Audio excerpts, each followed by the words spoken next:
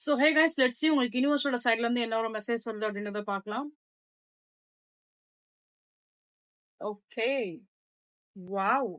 So all three கார்ட்ஸுமே வந்து பாத்தீங்க அப்படின்னா மேஜர் அர்கானா கார்ட்ஸ் தான் வந்து இருக்கு. The sun, the wheel of fortune and the fool card. ஓகேங்களா? ஸோ எல்லா த்ரீ கார்ட்ஸுமே வந்து பாத்தீங்க அப்படின்னா லைக் மேஜர் கார்ட்ஸா தான் வந்து இருக்கு. Sun, wheel of fortune and அதே மாதிரி ஃபுல்.